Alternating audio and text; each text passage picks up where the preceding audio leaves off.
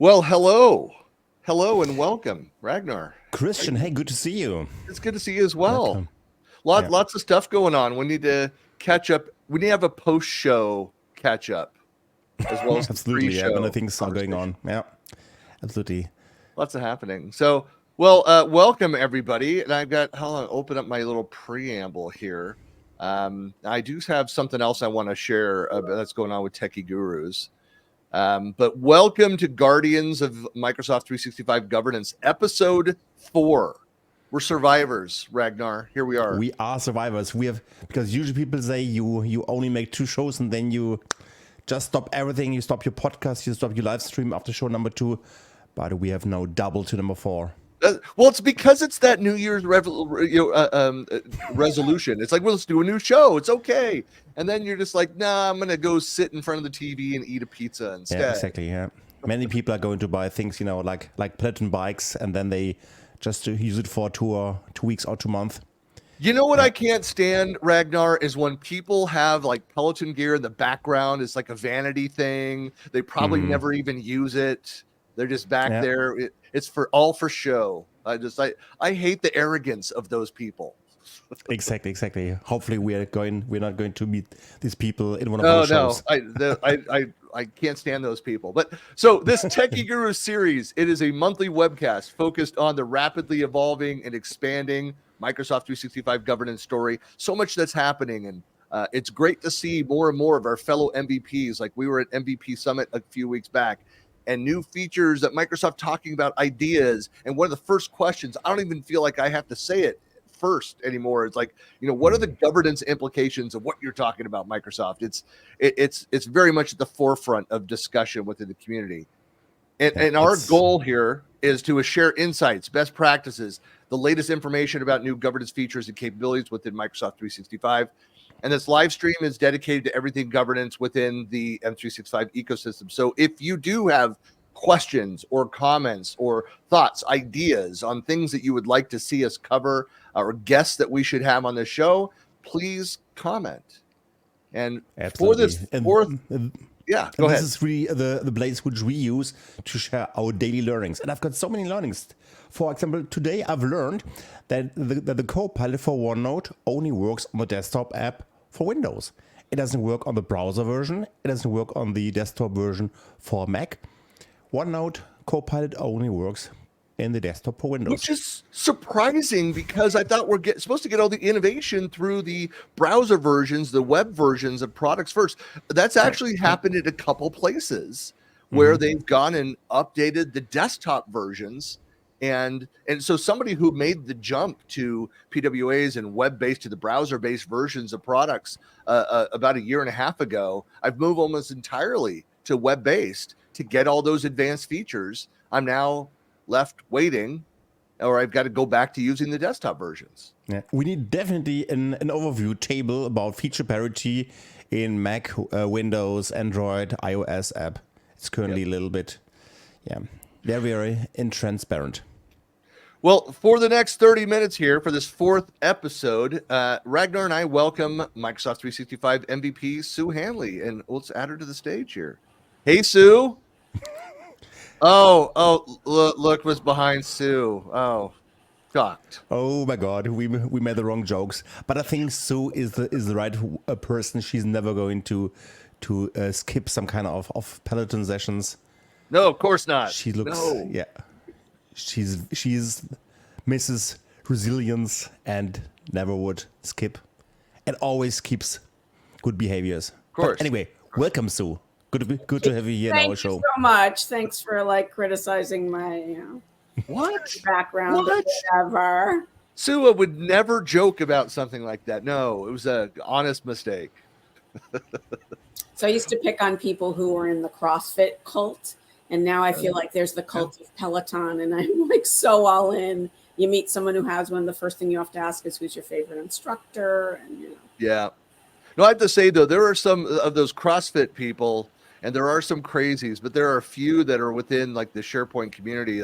I'm very envious of just the stuff that they're doing and how healthy they are. I mean, it's pretty incredible the Facebook photos shared from those folks, and I just need to So please tell us, so here, very, very honest, would you be interested in cycling with SharePoint or M365 fellows? Yeah. In a Peloton group? Yeah. In fact, I think at one point we talked about, there's a bunch of Microsoft 365 people or SharePoint people who have the bikes. And we've always been talking about doing a group ride because you can chat with each other while you're riding if you're riding in the same class. Perfect. So if anybody here is interested in joining a Peloton virtual group with Sue, just leave a comment here. #SuePeloton. That's a good one. Well, today we're discussing, it's a great topic. We've all had these conversations. It's been going on for a few months now around successful planning and governance within a Copilot future. And as I kind of prefaced in the pre-show, it's like the question I hear, I think all three of us are hearing this question. Organizations are starting to ask, like, what do I need to do to prepare my system, to prepare my data for Copilot? How do you respond to that, Sue?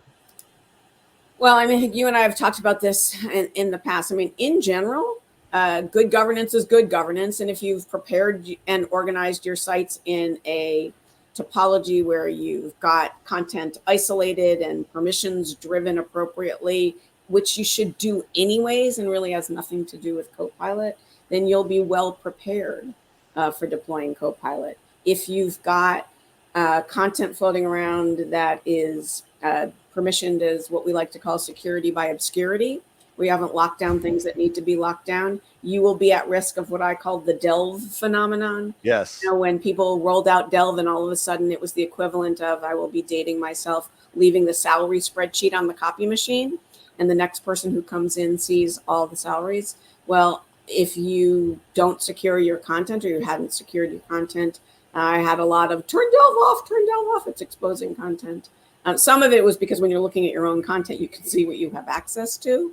And others was, hey, if you thought you had permissioned that file in a way that it was private and you didn't do it correctly, well, it may be more exposed than you would like it to be. And so sort of thinking, I mean, I think if you've been thinking that through all along, you're well positioned to deploy Copilot. If you hadn't been thinking about permissions, and more importantly, if you haven't been monitoring what's going on in your sites, you may have a surprise that, oh, holy cow, people have been sharing content that perhaps that we should have locked down. Yep. How much of this is new information about what we should do? I think very little of it is new. The challenge is, in some cases, are people aware of what has been opened? So as an example, you know, if you have migrated from the cloud from legacy SharePoint environments, site owners got full control, members got edit or contribute, and visitors got read in terms of permissions. When we first went to the cloud, that's exactly how it worked. And then Microsoft made a change that loosened up what members can do if the site owner doesn't change that. And so the default permissions on sites now give members the ability to add other members. If the site owner, unless the site owner changes their mind about that, which you can easily do, but it's hidden behind a very obscure hyperlink called, you know, manage what members can see, that people may not be aware of. And I'll be honest with you, I wasn't quite aware that what that button meant until I actually tested it out and went like, holy cow, I'm a member and I just added another member without the site owner even knowing about it. That just potentially opened up that content for edit rights to people who perhaps shouldn't have edit rights. So again, we need to look at sort of what the state of the state is, because even if we thought we knew what was permissioned correctly, it's possible that things have gotten out of control. Yeah, there's a similar risk with, I know we're not really going into Loop, but like around Loop, again, you can have you could be a very restricted area, you can have restricted content. But if someone then goes and creates a loop with people that have access to that restricted area, but then invite in to somebody else in the organization, extend that, suddenly you're sharing information that shouldn't be privy to a larger group, and it's now creating assets that are in other locations. I mean, that's the fear of Copilot, is the oversharing danger. But is oversharing a Copilot risk, or was it also a risk prior to Copilot? Yeah. Of course it was. I think it's like similar to Delve. It just it becomes a bigger issue and more easier to overshare than it was before. Well, I think it becomes a riskier issue because that content, which potentially should have been secured, now becomes available to Copilot to generate an answer. And so the outcome, it could be riskier. Is it always going to be? Maybe not, but it's definitely something that we need to be aware of and thinking about. So it may mean we need to do things like change how we provision, change the default permissions on the provisioning of sites to minimize or mitigate that potential risk. So instead of leaving things at the default, our provisioning script should ensure that we lock things down so that the default is restricted and we only open it up with knowledge. And then we need to think about education programs to remind people about what happens when you share, and to be aware of the risks of oversharing, and then teach people how to share properly, I guess, sort of how to minimize. So would you agree that one of the root causes and evil roots is that there's literally everywhere the share button? Everywhere you can go to every kind of M365 thing, and there's always share. And in my past, when I was designing, SharePoint 2007 server farms, I always spent a lot of time in writing and designing a permission matrix and permission concepts. And now everything is broken. So even if it was a nice concept, a nice design with a share button, it's going to break all the inheritance of permissions. Is this really the root cause that you can click on share everywhere? There are many root causes. Is that the only thing? Look, the whole point of having the ability to make sharing easier is because we actually do want that to be the case. There are scenarios in which we have a primary document. Let's say it lives in a team, and we need someone to edit just that one document. We don't want them invite them to the team. That is a good use case for sharing that one file.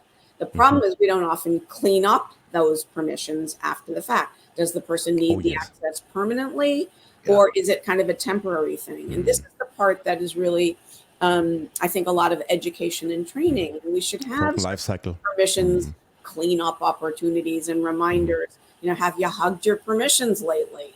Like, are you overexposed? And should you really take a look at sort of the content that could add to your risk?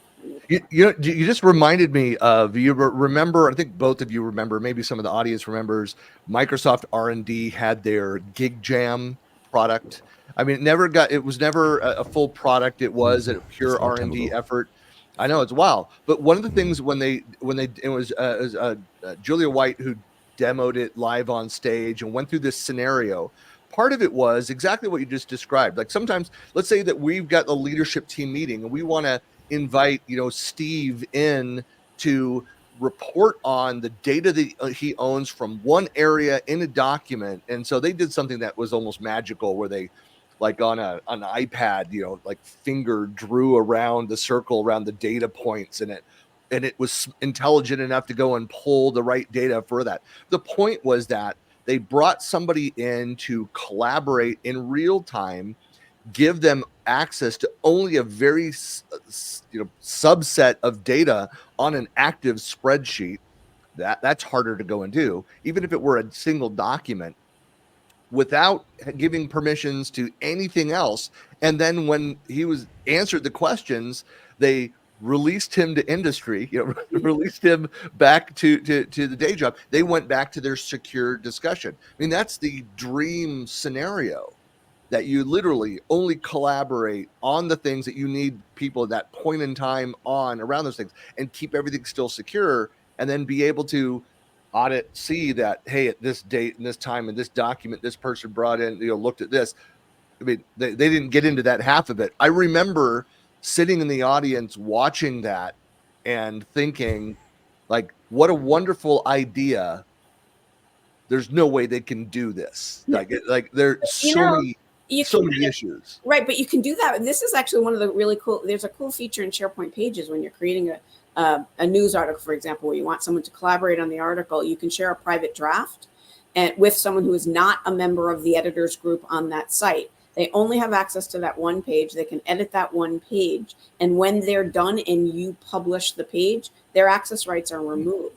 It's that concept, actually. I think the primary use case that I see right now is editing SharePoint news articles, crafting a news article on maybe a main intranet site where comms is pretty much doing the work, but you want the knowledgeable person to edit the content. And rather than having them write it in a Word document, you can literally effectively. That's a very nice idea. Temporary access. Yeah. But sharing a private draft is that concept. So we do have some of that capabilities today. And I don't like to break permissions on pages. Right. I think that's the worst possible thing you can do, but that's a temporary way to do it. There is another solution that's overkill for this, but there is the whole idea of the like private room products that are out there, some that are built on SharePoint. AvePoint has a product, for example, that's you think about it like if a venture capitalist is working with a company they want to buy and another investing team and maybe some other competing investors around something, they don't want each other seeing that activity, and they can essentially have that like parent-child relationship between the draft documents, get the input, have this separate collaboration, pull it all into theirs, and then have their single source of truth for that. So there's a lot of third-party solutions barriers like that out there. But those are, they may be built on SharePoint, leverage SharePoint, some of them. Again, that's a very expensive, over-the-top, bigger tool, bigger solution, rather than what we're talking about. But just to give another scenario, an example of that. Like buying a house, you can separate what the lender sees, what the realtor sees for the conversation, things around that. So you can even do that in SharePoint with DocLibs. I mean, I have a client that has a policy solution where all the final copies of policies live in this library. And when you want to bring in someone to edit, they take a copy of that policy, move it to a site, a library, give people access to that library. When the collaboration is over, they kick you out of the library and they move the final copy back to where it belongs. And so I think there are a lot of different ways to make that kind of one-off collaboration work. But that takes a lot of planning and education. And to bring it back to that whole sort of Copilot exposure risk, you need to understand where the holes are or where the risks are so that you can create a scenario-based experience for your users so that you can say, if this is what you're trying to accomplish, here's the best way to do it. If you want to share in this kind of use case, here's how you can do it. Because overall, what we're trying to do is get people to do the right thing. And I think most people understand they want to do the right thing because they want to get all the nice, cool toys to play with, and they don't want to put anybody and the information at risk. So we need to provide that guidance so that people can share responsibly, I guess. Well, one of the issues too is that there's, like you've talked about, going and making sure that you are set up, that you've got your provisioning process, how you create new to make sure certain policies, make sure that you think about compliance, think about governance, think about the structure of those things, so that people are more likely to do the right thing if you take away their need to go and think about all the pieces and you pre-build out all those pieces. Where a lot of the concern from people, though, is retroactively, all right, it's not like this is a greenfield environment. We're brand new. We've been doing this maybe wrong for years. And that they're overwhelmed by the process of what do I need to do to go clean up? Like, where should people get started? Well, maybe this is a use case for SharePoint Premium. So there are some capabilities inside the product, and maybe you're aware of some third-party products that do this as well, that can look at the places where you might have some exposure risk. So you're not really on your own to figure this out. The other thing you can do, let's say you don't want to pay for any of these tools, start with your highest risk content and prioritize what's most important in your organization and focus there. And then the other thing Microsoft has done that I don't particularly like is they've created a way for you to experiment with Copilot by limiting its access to only 100, up to 100 sites. And so you could say, okay, these are our 100 most high priority sites, and restrict Copilot to just those sites. Unfortunately, it also includes not just those sites, but also your personal OneDrive and files you have access to. The problem with that particular approach is that it also restricts search to just those 100 sites. And that may be not the right answer for this. If it was only restricting Copilot, that would be one thing. But because it also restricts search, it kind of blow up internet search. So I've got a question here. A few days ago, there was a new research and study released from Gardner called the Top 10 Gotchas about Copilot for M365. And I would like to show it to you and get your feedback if you agree or disagree. So Christian, please be so kind and share my screen. So here, these are the top 10. Please tell me so if you can read it. Otherwise, I'm going to zoom a little bit more and take a few seconds here. Yeah, this is where my age is slipping up on me. So I'm trying. Yeah, I can do it a little bit more here, but it's there. We go. That's a little bit better. Okay, Scroll up a little bit more. There you go. Take your time. I'm very curious to find out if you. you have to add. Yeah, I think we've talked about some of these. So number one to me is number one. If you look at what the default settings are when you're creating SharePoint sites, they are the riskiest in terms of permission management. And I don't get this because Microsoft in their own guidance says that when you're prepping for Copilot, you should switch it to the most restrictive. So if that is the case, why is the default the most risky? I mean, come on, this would be so easy to fix. You can allow people to extend if they want to, but if the guidance is to minimize the risk of oversharing, then the permissions that allow you to overshare should be disabled. The only risk there, I mean, this is a whole different conversation, is that the more you restrict it, the more likely people, if they go in, they're trying to, if I'm having worked for companies that have locked down their environment, what happens? People still share. They just do it on other platforms in other more risky ways. I completely agree with you that there is a balance here. Yeah. But at a minimum, I do not want members to be able to add other members to sites without the site owner knowing about it. Right. That's just silly. And sharing content for edit isn't the same as sharing content for read. So there's a big difference between, giving someone access to content so they can look at it to giving someone access to content so that they can read it. And I mean, edit. So I think we need to really think that through. What are the default settings? I cannot tell you how many organizations I've worked in where they have accidentally shared with edit permissions and someone changed the master version of a form or a document without knowing that they did it. Or deleted it. It never happened. It's like, it's not their fault. You allow. I mean, governance is about also keeping people comfortable and removing all the sharp edges when it comes to risk. And I don't think it is the person's responsibility if we left a hole that made it way too easy for them to do the wrong thing. I mean, just like we put bumper guards on our coffee tables when our toddlers are toddling around the house, we should offer those protection controls and only take them off when people are comfortable with them being taken off. So I agree that we always have the risk of people going outside the boundaries, but I think within reason, we should offer protection so that it is really not easy to make a mistake. If we make it too easy to make a mistake, we're going to introduce risk that's not needed. So I think I totally agree with their number one. I think that is number one. Well, there's a few things on here. I was thinking like number 5 there, introducing new attack surface to monitor and protect. I mean, this is why, part of governance, it's not like a checklist to say, hey, we're well governed now, we're done. It's an ongoing operational activity. You're looking at what are the patterns, what are the behaviors. We've taken these steps, we've done this. What are we now seeing? I always make the statement, I'm like, users are like water running down a hill. You put a rock in front of them, they go around the rock and they continue running down the hill. And so you need to continually look at and say, we've we've put these policies in place. Like, what are they doing? Why are they doing the things that they're doing? So again, are they using unsupported third-party solutions because they feel the system is too restrictive? Well, maybe we need to go back and look at what are the use cases? What are you trying to do? How can we do this in a managed, compliant, secure way, but give you the capability that you need? Well, that's why I think we need scenario-based education. If this is what you're trying to do, here's the safe and proper way to do it. Not, here's the tool and this is what it does. Right. That doesn't help me.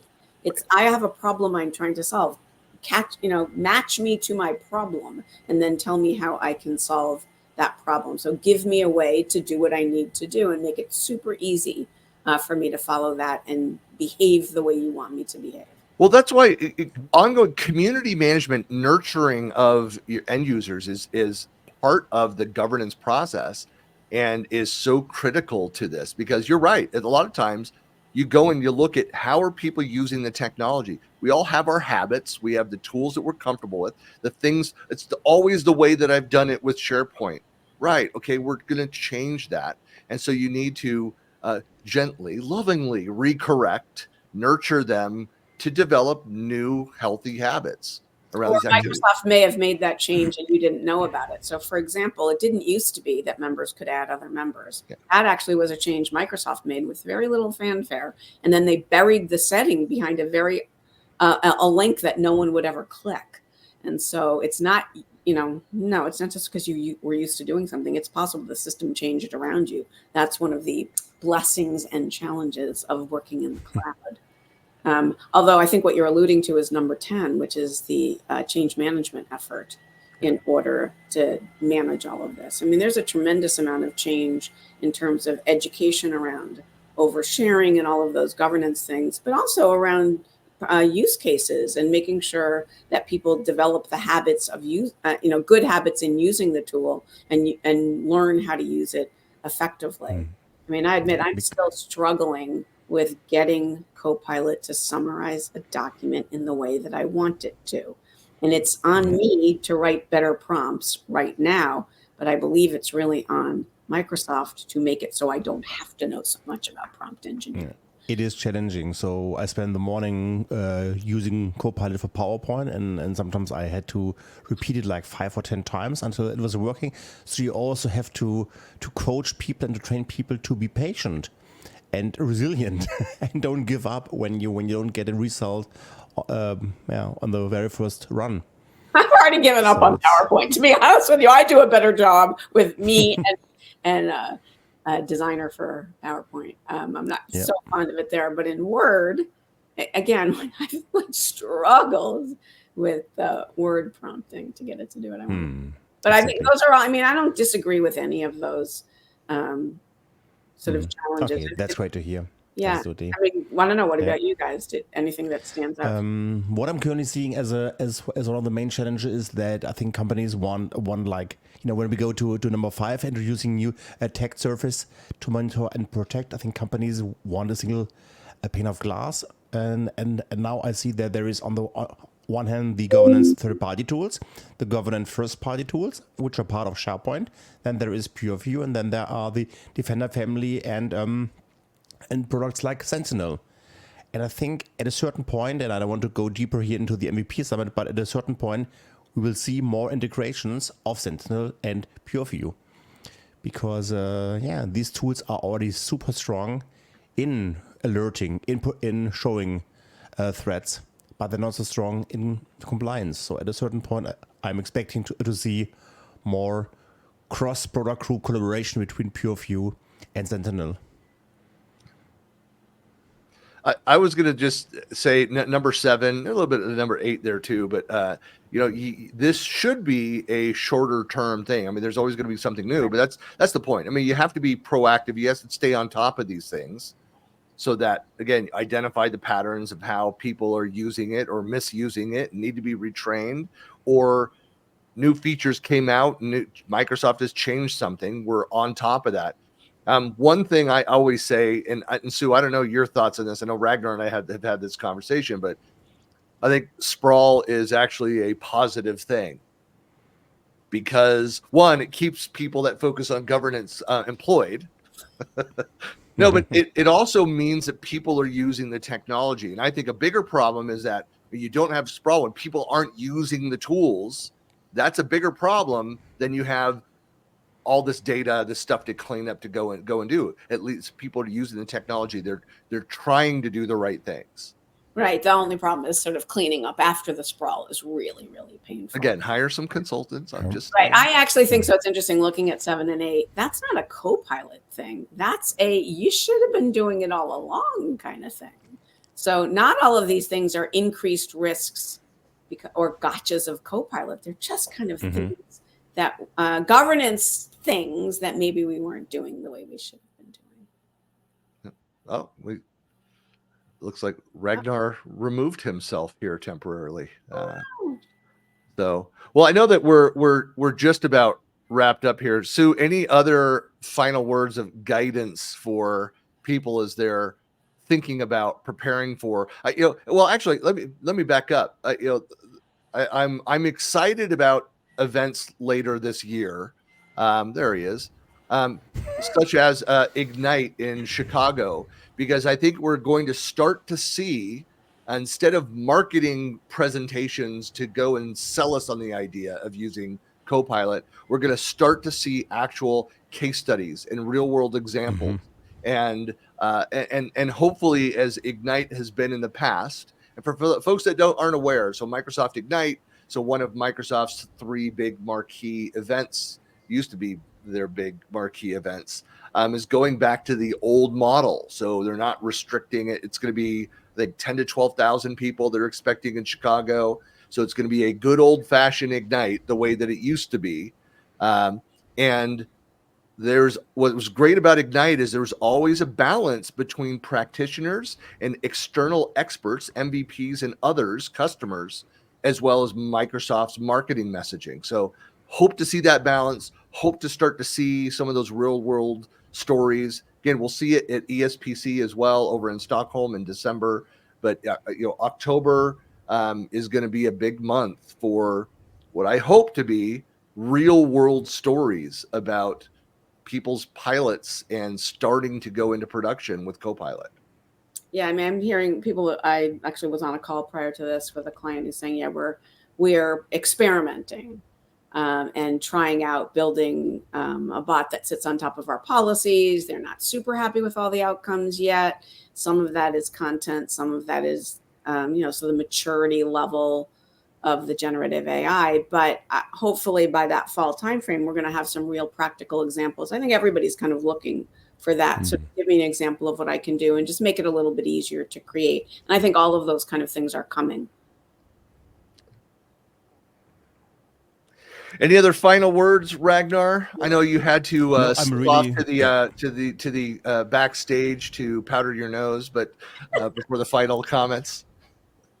Exactly. No, but that's exactly what I'm looking for. Real world comments here and real world experience. Not only the best practices, but also we can learn so much from failings, from worst practices, what companies have done just wrong because they just didn't know it, and they just share their failures and learnings. So I think that's currently very important, not to only talk about Copilot in a very easy way and everything is shiny and beautiful and great. So I think that's now the phase where marketing for Microsoft has increased or has done a very good hype circle, but now it's one of our jobs to make sure that they don't overpromise and we can really show the real value, including security and compliance and governance.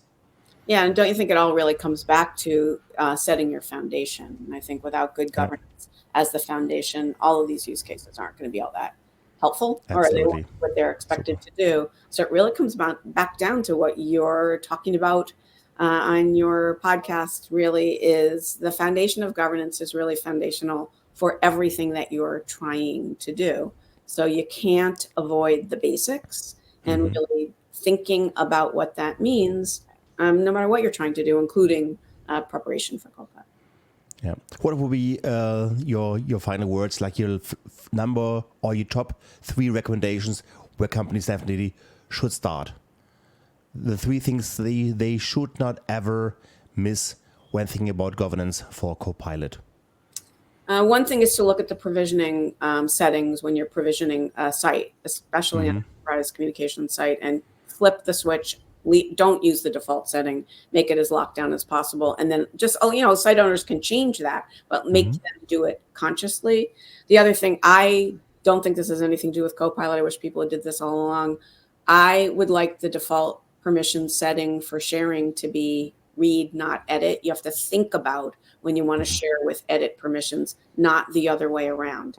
So that, again, it's something very easy to do at the admin center. And I'd just do it now because I know I have major debates in a couple of client scenarios where most of their help desk calls are because someone got shared a link and then the link doesn't work. It isn't that they're shared a link and they don't get access at all. It's not that the link is that they can't edit when they're supposed to edit. And I think we can mitigate a lot of risk by making the default sharing link read. So that's 2.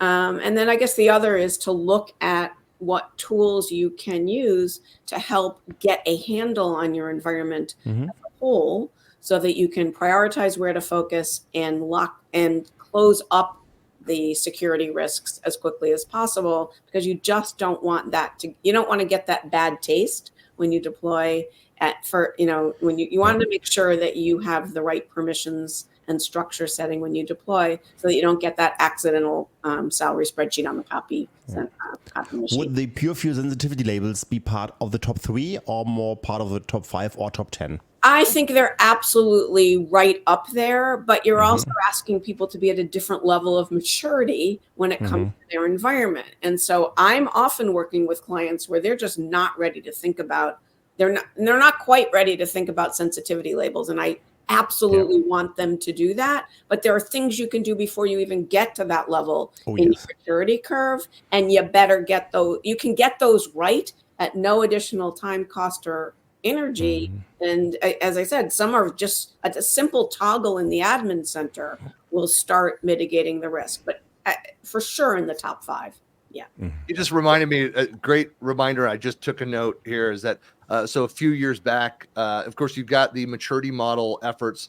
If you're not familiar with the Microsoft 365 maturity model, just go and search on that. You'll find all of the great community work that's being done and detailed documentation there.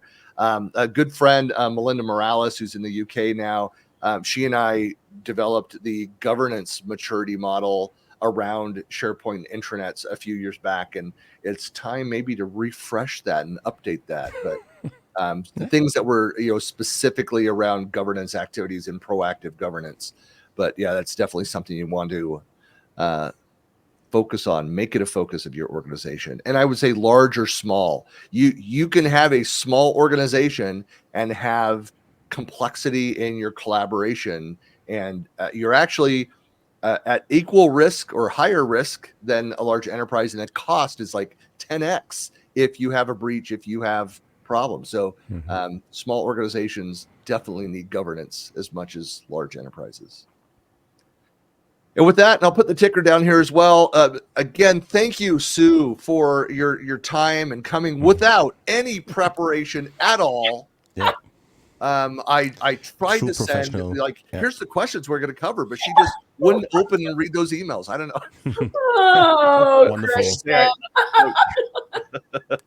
But so you can find, of course, you can follow us on we're trying to remember to use the hashtag more, but the Go M365 Govs, that's the Guardians of M365 Governance official hashtag.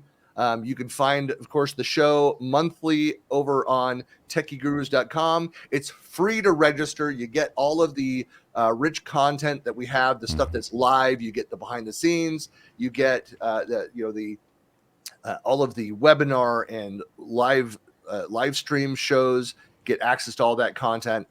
We've got coming up next month. We have Erica Tully from Microsoft going to be talking Purview, going more in depth. So that's to look forward to. And then in June, we just confirmed we have Joy Apple from Orchestry. So great folks. These are our go-to people for governance discussions.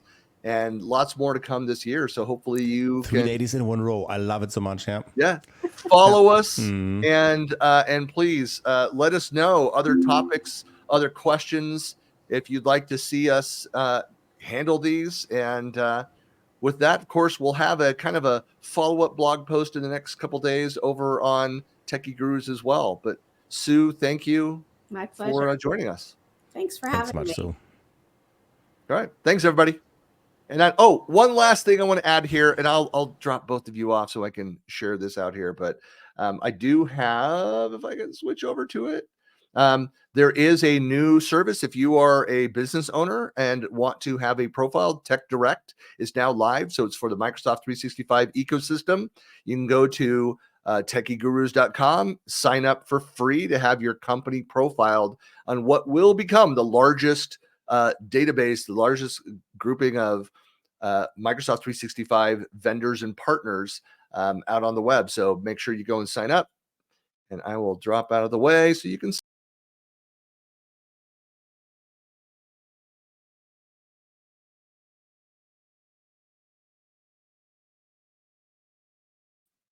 And that's it. Thank you very much, everybody. We'll see you at the next show.